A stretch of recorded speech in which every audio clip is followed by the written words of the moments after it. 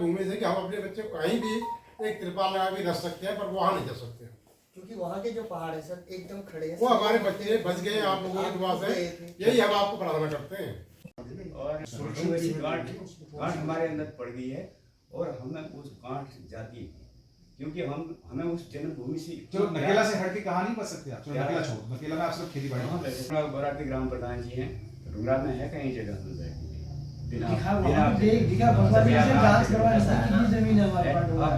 बकायदा आपको एक बढ़िया पुस्ता 2-2 मीटर ऊंचा पक्का पुस्ता और उसके बीच में से पानी की बकायदा निकासी होगी। कुछ नाले बनते हैं, बड़ी बड़ी बूंदें बनती हैं, उस टाइप का आपको बना के देंगे। आपके पुराने खेत पूरा वहीं पे आपको बना के देंगे। अभी तो आपकी कच्ची मेड़े, हम आपको पक्की पत्थर की वो पक्की मेड़े बना के देंगे। आपको वही खेत आपको दोबारा ला के देंगे। हाँ, सिर्फ 4-5 मीटर का नुकसान होगा उसमें, जहाँ जितना वो पानी निकासी पड़ेगी। पानी तो आता ही नहीं उसमें तो मलवाई बन के। अब मैं प्रयास कर सकता हूँ कि अगले 6 महीने में आपका वो पक्का नाला वाला सब पक्का करके हम 6 महीने में आपको पक्का करके दे देंगे। खेत में तो हम आपके 6 महीने में बना के दे देंगे। अगली बरसात में हम आपको आपके सिग्नल में ला जाऊंगा सर। 5-6 मीटर से फर्क नहीं पड़ेगा जब उसमें मकान के ऊपर बॉर्डर बह के आया सर, और 200 मीटर के फैलाव में। जी 200 मीटर के फैलाव से। मुझे अगर मेरा इंजीनियर कह रहा है साहब, अगर मेरा भूविज्ञानी मुझे कह रहा है कि साहब वो गांव सुरक्षित है, वहाँ किसी को पुनर्वास करने की आवश्यकता नहीं है, और जितने भी उसके जो हुआ ये घटना हुई है उसके हम सुरक्षात्मक कार्य ये बना रहे हैं। नहीं, हमें आप सबकी चिंता है और हम आपसे कोई जबरदस्ती भी नहीं अच्छी बात है, आप तो कॉपरेट कर रहे हो। लेकिन मैं आपको सुझाव दूंगा, आप अभी भी इस पर फिर से विचार करें, ठीक है? आपका सबसे बढ़िया पुनर्वास आपके अपने गांव में ही हो सकता है, उससे बेहतर पुनर्वास आपको कहीं नहीं। लेकिन अगर आपका पुनर्वास नकेला में ही करना है या मटियानी की किसी दूसरे तोप में करना है, तो मैं आपको कह सकता हूँ कि 6 महीने के अंदर आपको मैं बढ़िया व्यवस्था बना के दे दूंगा। आपको अगली बरसात से पहले चिंता करने की जरूरत नहीं है, इतना मैं आपको आश्वासन दे सकता हूँ। मतलब अगले बरसात से पहले आपका पक्का मकान होगा, आपके जो पूरा जो गधेरा आपका आया है उसकी पक्की जल की निकासी बनेगी, आपको गाँव को कोई खतरा नहीं होगा।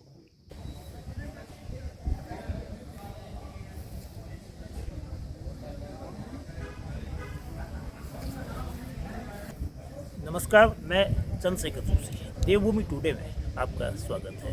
इस वक्त मौसम खुशगवार है, हल्की धूप, आसमान में बादल, और दिवाली से करीब 2 हफ्ते पहले का वक्त। लेकिन करीब 1 महीने पहले हालात ऐसे नहीं थे। मानसून की आफत, मानसूनी आपदा ने चंपावत जिले के पहाड़ी क्षेत्र को बुरी तरह से तबाह किया। 3 लोगों की मौत लोहागढ़ ब्लॉक में हुई, ढरोज में एक महिला की मौत हुई, तो मटियानी में एक महिला और एक बच्चे की जान गई। और ये सब कुछ हुआ, जो भीषण आपदा आई, जो स्लाइडिंग हुआ उस क्षेत्र में, तो भूस्खलन मटियानी क्षेत्र में हुआ, उससे मकान भी एक प्रकार से तबाह हो गए। जन क्षति और धन क्षति दोनों ये मटियानी के जो लोग हैं इनको झेलनी पड़ी है। 10 परिवार इस चपेट में है, वो रात कैसे काटेंगे, उनका बसेरा क्या होगा, ये सवाल 1 महीने बाद उनके सामने है। 11 सितंबर से लगातार 3 दिन हुई मूसलाधार बारिश की सबसे ज़्यादा मार लोहागढ़ विकासखंड के मटियानी गांव पर। यद्यपि तल्लादेश के एक गांव में एक लापता व्यक्ति का अभी तक पता नहीं चला है, जो करीब 1 महीने से अधिक का समय हो चुका है। अब इन गाँव के लोगों को आपदा बीतने के 1 महीने के बाद आने वाले समय की चिंता है। ठंडा मौसम शुरू हो गया है, कैसे रात कटेगी, दिन का क्या होगा, और आजीविका कैसे चलेगी, यानी कि काम का क्या होगा। और ये सब जो परेशानी है, ये उस पूरे इलाके की खौफनाक स्थिति है। वहाँ बादल ब्रस्ट हुआ था, स्लाइड हुआ था, और तमाम मकान जमीन हो चुके थे। तो तकलीफ क्या है, लोग आज जो कलेक्ट्रेट आए हैं 18 अक्टूबर को, वो किस मांग को लेके आए हैं।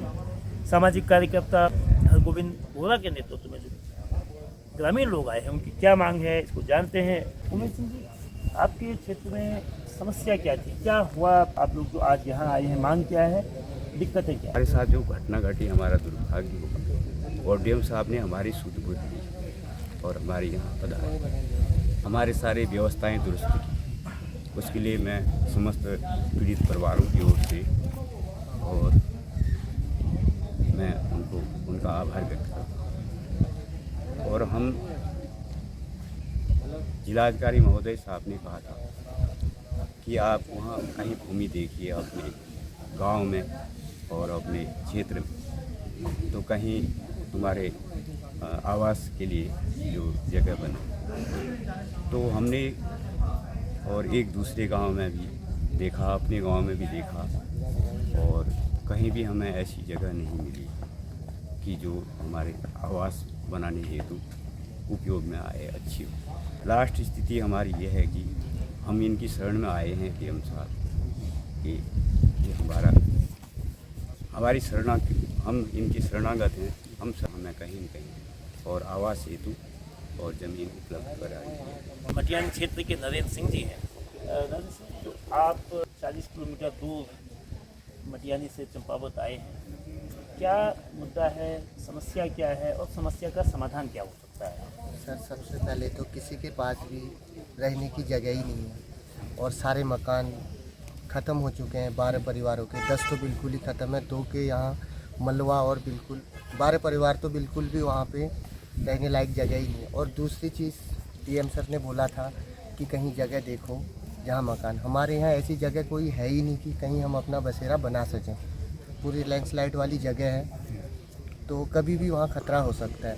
क्या उसमें ये लोग कुछ भी करते हैं, वहाँ की जो पहाड़ी है वो स्लोप नहीं है, एकदम खड़ी पहाड़ी है, तो वहाँ कभी भी बिल्कुल प्लेन है, ऊपर खड़ी पहाड़ी, कभी भी ऊपर से आने की संभावना है।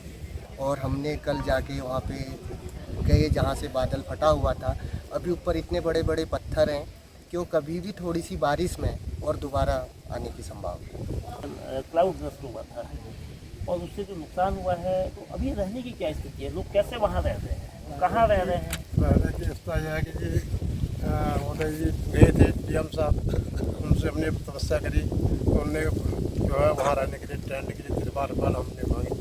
उस हिसाब से जो है एक नदी का रोकड़ा जैसा है, उसमें हम रह रहे हैं कि तिरपाल लगा के जो टेंट के पीछे है। तो अभी भी आप तिरपाल में सब हाँ, लोग रह अभी रहे हैं? तिरपाल में रह मतलब अभी अपने घरों में नहीं है। अपने घर है ही तो नहीं। भोजन की व्यवस्था और काम की व्यवस्था क्या है?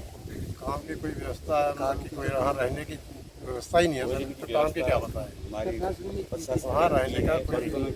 ये तो हम इस सारा से जो डीएम साहब जी और गोविंद सिंह जी गए, इन लोगों ने बोला आप जो है तसल्ली करो, हम आपका बंदोबस्त करेंगे, आपका रहने का जो है व्यवस्था करेंगे, इसलिए हम धीरे धीरे। कितने परिवार, कितने मकान इससे प्रभावित हुए हैं जो 12 सितंबर 13 सितंबर की? 12 मकान जो है ऐसे हो गए कि ऊपर तीसरे मंजिल से तोड़ कर कि जिसमें आदमी का भागने का मौका नहीं मिला, घर से निकले। भाभी हमारी थी जो अंदर थी, एक बहू थी, उसकी जो है पूरी हड्डी टूट गई, जो गेट से बाहर निकलते ही बिल्कुल एकदम एडमिट हो गई। एक लड़का था, मकान तबाह हो गए, 2 मकान। इतना सर हमारे को नहीं मिला कि जैसे हवा तूफान आती है उसकी तो आवाज़ मिलती है, पर उसकी हमारे को संदेशा नहीं मिला। मटियानी में जो नुकसान हुआ है वो बहुत व्यापक था।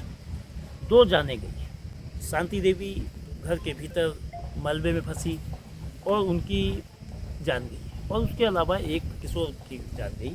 तो शांति देवी के पति मान सिंह हमारे साथ। आप तो जो आपदा राहत की राशि होती है 4 लाख रुपये, वो प्रशासन की ओर से मिल चुकी है। तो आपके मकान की क्या स्थिति है? क्या मकान रहने लायक है या मकान पूरी तरह से? मकान तो रहने लायक नहीं है साहब, वहाँ पर पूरा मलबा पड़ा है और जो सामान अंदर है वही अंदर ही पड़ा है, वो भी निकालने लायक नहीं है। बड़े बड़े पत्थर है उसमें, और बड़े बड़े पत्थर है उस पर नाव थे नीचे और मलबा दबा है, उसमें बिल्कुल स्थिति नहीं है। तो अब 10 से 12 जो परिवार हैं, 10 से 12 जो मकान है, तो रहने लायक नहीं है, यानी कि पूरी तरह से खतरे में। अभी तो मतलब रहने लायक नहीं है और बाद में बनाने लायक नहीं है। बनाने लायक नहीं है तो कैसे बनाएंगे? इसका विकल्प क्या हो सकता है?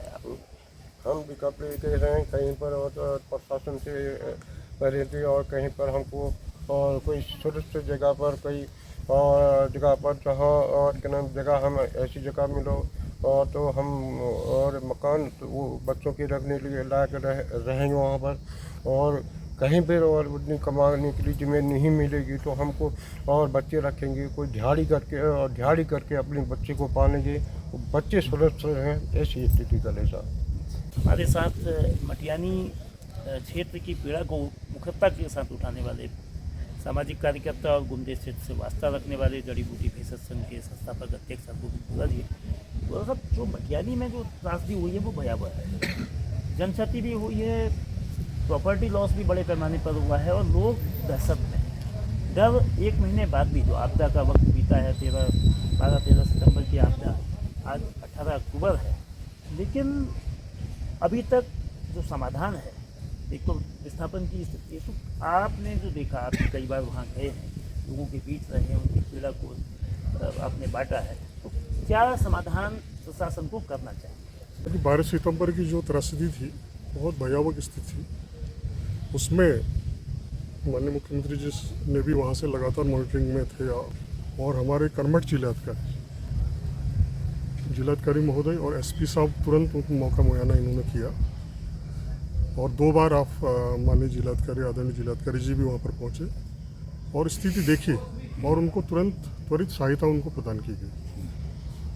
और इसमें दूसरे इनकी समस्या थी कि इनको दूसरे घरों में ये लोग रह रहे हैं आज की तारीख में, तो इनको सबसे पहले गैस की प्रॉब्लम थी, गैस चूल्हा वगैरह वगैरह, उसमें माननीय जिलाधिकारी महोदय ने भी काफ़ी सहयोग किया, उसमें निःशुल्क इनको जो है प्रदान किया गया। और इसमें विशेषकर जो हमारे लंदन में राज भट्ट जी हैं, जो यहाँ समाज सेवा में लगे रहते हैं, उनके द्वारा भी इसमें सहयोग किया गया।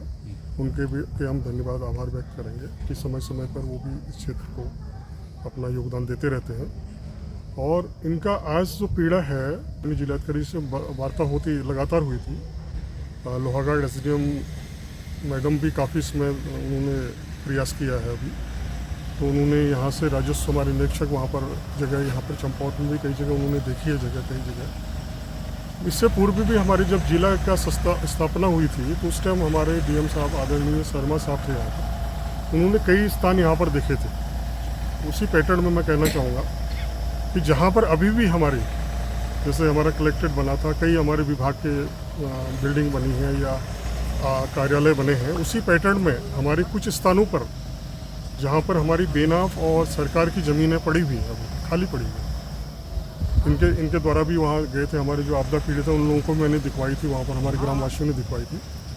मैं जिलाधिकारी महोदय से अनुरोध करूँगा, शासन प्रशासन से अनुरोध करूँगा कि इनको जिसमें मकान बने हैं उनके, खैर उनसे हमें मतलब नहीं है, जो खाली ज़मीन पड़ी है, जहाँ पर हमारी जेल की ज़मीन है उसको छोड़िए, वो तो उसका सीमांकन हो चुका है, जहाँ पर रिंग रोड सीमांकन हो चुका है, उसी के आसपास उसको छोड़ते हुए इनका कहना है कि हमें एक एक नाली भी मुहैया हो जाए तो हमको सर छुपाने के लिए जगह मिल जाएगी, तो हम मेहनत मजदूरी करके अपना गुजारा कर सकते हैं।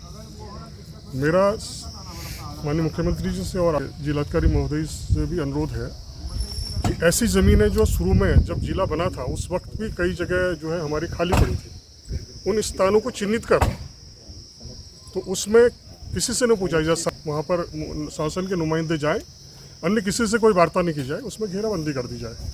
इससे पूर्व भी हमारे बार बार मैं इसी बात को कह रहा हूँ कि चिन्हित हुई है जगह, तो इनको चिन्हित करें, ताड़बाड़ उसमें कर दिया जाए, इनको एक एक नाली अलॉटमेंट जो हमारे आपदा पीड़ित हैं उनको कर दिया जाए। मैं जिलाधिकारी का विशेषकर आभार व्यक्त करूँगा कि उन्होंने तत्परता से पूरी इनको जो भी अभी सुविधाएँ मुहैया करा दी आपदा पीड़ितों को, उसके लिए मैं उनका बहुत बहुत आभारी हूँ। और हमारे एसडीएम मैडम उन्होंने भी काफ़ी तत्परता दिखाई, और तहसीलदार हमारे राजस्व निरीक्षक है, सारा स्टाफ, सबको धन्यवाद करना। मटियानी की त्रासदी है वो इतनी भयावह थी कि जिला प्रशासन ने संवेदनशीलता दिखाते हुए 2 बार उस क्षेत्र का दौरा किया, जिस लोगों से बात करी, उनकी समस्याएं, जो तकलीफ थी, जो नुकसान था, उसमें जो जख्मों में मरहम लगाने का काम किया। वो तात्कालिक हालात थे। अब आगे का रास्ता क्या होगा? वो स्थान इस तरह का है कि वहाँ क्लाउड बर्स्ट काफ़ी होते रहते हैं। पहाड़ी की जो सीधी खड़ी पहाड़ी है उसके आसपास रहना मुमकिन नहीं है। जाहिर है कि ऐसे में विस्थापन की जो गांव के लोगों की तरह परिवार, मतलब 12 परिवार वहाँ हैं और 10 मकान पूरी तरह से टूट चुके हैं। अभी भी गांव के लोग टेंट तरह की टेम्परेरी व्यवस्था के रूप में रह रहे हैं। तो रोटी कपड़ा और मकान, यानी कि जहाँ रहें वहाँ सुरक्षित रहने की व्यवस्था हो, वहाँ काम की व्यवस्था हो, और वहाँ जो पानी या खेती करने के लिए वो स्थिति मिले। यानी ऐसे स्थान पर अगर वो तलाश हो तो उनकी जो आपदा की जख्म है उस पर मरहम लगाया जा सकता है। यद्यपि जिन्होंने अपनों को खोया है उसकी कोई भरपाई नहीं होती है, तो जाने वहाँ गई हैं, ज़रूर कंपनसेशन अमाउंट परिजनों को मिली है, लेकिन वो केवल एक राहत है, वो फौरी राहत है। इसलिए प्रशासन को इन तमाम परिस्थितियों को देखते हुए जो 12 परिवार हैं, उनकी तकलीफ़, उनके भविष्य, उनके आने वाले कल को बेहतर करने के लिए, उनके दर्द को कम करने के लिए विस्थापन और उसके बाद की जो अन्य सहायता हो सकती है वो की जानी चाहिए और समय रहते की जानी चाहिए। मटियानी में जो पिछले महीने आपदा आई थी उसको लेकर काफ़ी नुकसान हुआ था, तो विस्थापन का मामला आ रहा है, क्या उसमें अब प्रगति हो रही है? कि जो वहाँ पे परिवार प्रभावित हुए थे उनको तात्कालिक रूप से जो हमारी अनुमन्य राशि होती है अहेतुक आदि की, वो वहाँ व्यक्त कर दी गई है। इसके अलावा कुछ भी जो हमारी तरफ से जो समाज सेवी संस्थाएं आई थी उनकी तरफ से भी उनको गैस के चूल्हे और कच्चा राशन वगैरह भी प्रोवाइड कर दिया गया है। अब उनके पुनर्वास के बारे में जो चर्चा चल रही है, भूवैज्ञानिक की रिपोर्ट के अनुसार जो है मटियानी गाँव में जो आपदा आई है उससे वहाँ गाँव को ऐसा जो है ऐसा कोई असुरक्षा नहीं है, तो उन्होंने कुछ वहाँ के गाँव के लिए कुछ सुरक्षात्मक कार्य जो हैं वो रिकमेंड किए गए हैं। गांव वालों में अभी एक मत नहीं हो पाया है पुनर्वास को लेकर। कुछ परिवार हैं जो अपने गांव में रहना चाहते हैं, कुछ लोग हैं जो अन्य गांव में अपना पुनर्वास कराना चाहते हैं, तो उस संबंध में अभी हम लोग एक आम सहमति बनाने का प्रयास कर रहे हैं और जैसा भी वहाँ पे होगा तो उसी हिसाब से उनको फिर हम उनके पुनर्वास की योजना बनाएंगे। जो हमें बताया गया है कि वो अपने अपने परिजनों के वहीं पर रह रहे हैं और अगर वो कहीं आना चाहते हैं, अभी हमारे पास कोई इस प्रकार की रिक्वेस्ट नहीं आई कि वो कहीं हमारे कोई सरकारी भवन में रहना चाहें, वो अभी अपने रिश्तेदारों में रहना चाह रहे हैं। अगर कोई इस तरह की रिक्वेस्ट आएगी तो हमारे वहाँ पर सरकारी भवन भी उपलब्ध है।